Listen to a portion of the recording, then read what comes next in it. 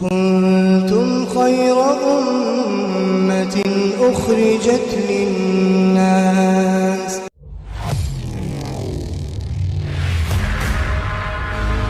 اللہ رب العالمین کے راستے میں نکلنا کوئی بڑی بات نہیں ہے، لیکن اصول و آداب کے ساتھ وقت لگانا یہ زیادہ بڑی بات ہے۔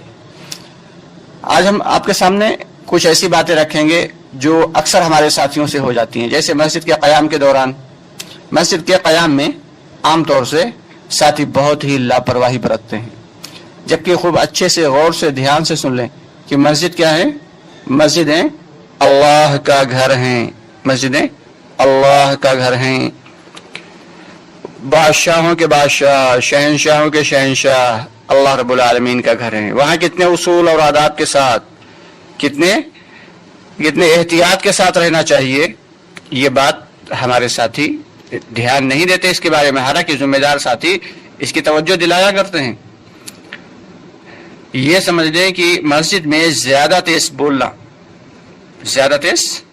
بولنا یہ بہت ہی مسجد کی مطلب بے ادبی کرنے کے برابر ہے، اللہ کے گھر کی بے ادبی کرنے کے برابر ہے۔ اور اللہ کے راستے میں نکل کر آئے ہیں تو ہمارا زیادہ تر وقت تو اللہ کے گھر میں ہی لگے گا، یا پھر باہر دعوت دینے میں گشت کے دوران، یا پھر اللہ کے گھر میں۔ اب اللہ کے گھر میں کیسے رہنا ہے؟ صحابہ کرام رضی اللہ تعالیٰ عنہم اجمعین کی عادت تھی کہ جب وہ مسجد نبوی میں اگر کسی کو بلانا چاہتے تھے تو تیز آواز دے کر اسے نہیں بلاتے تھے۔ اگر تھوڑی دوری پہ ہے وہ اور اسے بلانا چاہتے ہیں تو کوئی کنکری اٹھا کے اس کی طرف جانب پھینکتے تھے، اور جب وہ پلٹ کر دیکھتا تھا تو اسے اشارے سے اپنے پاس بلا لیتے تھے۔ یہ تھی صحابہ کرام کی عادت، مسجد کا ایسا احترام کرتے تھے کہ اللہ کا گھر ہے، یہاں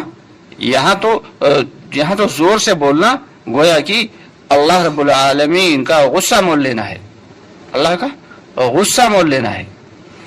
اور دنیا کی باتیں کرنا، مسجد کے اندر دنیا کی باتیں، استغفر اللہ، بہت احتیاط کی ضرورت ہے۔ ہمارے اکثر ساتھیوں سے یہ غلطی ہو جاتی ہے، اللہ تعالی ہم سب کو صحیح سمجھ کی توفیق عطا فرمائے۔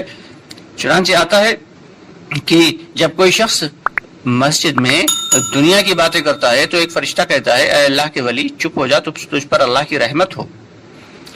اور اگر وہ شخص خاموش نہیں ہوتا تو پھر وہ فرشتہ کہتا ہے دوبارہ اے اللہ کے ولی چپ ہو جا، تجھ پر اللہ کی رحمت ہو۔ اور اگر پھر بھی وہ شخص چپ نہیں ہوتا تو فرشتہ کہتا ہے اے اللہ کے دشمن چپ ہو جا، تجھ پر اللہ کی لعنت ہو۔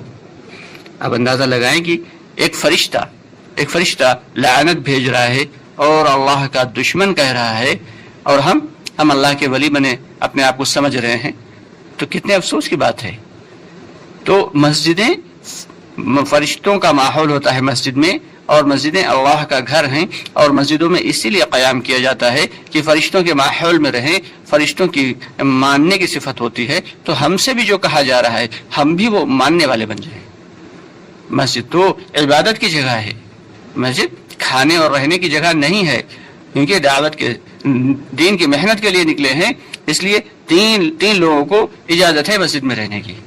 کتنے لوگوں کو بھی؟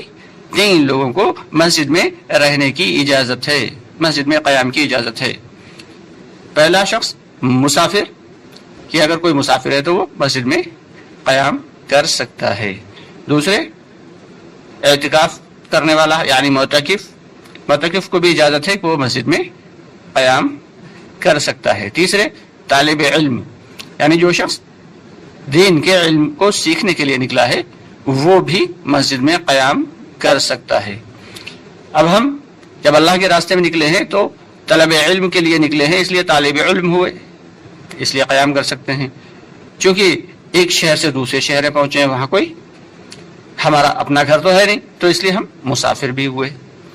تیسرے یہ کہ مسجد میں ہمیشہ اعتکاف کی نیت سے رہا جائے، اس لیے ہم معتکف بھی بن جائیں۔ اسی لیے کہا جاتا ہے کہ مسجد میں جب بھی داخل ہوں فوراً اعتکاف کی نیت کر لیں۔ باہر آئے کسی کام سے، کسی ضرورت سے، اور پھر اندر پہنچے، پھر اندر جا کر اور فوراً بسم اللہ دخلت علیہ توکلت ونویت سنت الاعتکاف یہ دعا پڑھ لی اور دل میں نیت کر لی کہ اللہ میں تیرے گھر میں اعتکاف کی نیت سے ٹھہرا ہوں. اگر دعا نہیں یاد ہے تو اس کو یاد کر لیں، اور ورنہ صرف دل میں ہی ارادہ کر لیں اعتکاف کا. اب ہم معتکف بھی ہو گئے. اب ہم تھوڑا سا بھی عمل کریں گے اگر تو وہ بہت زیادہ لکھا جائے گا.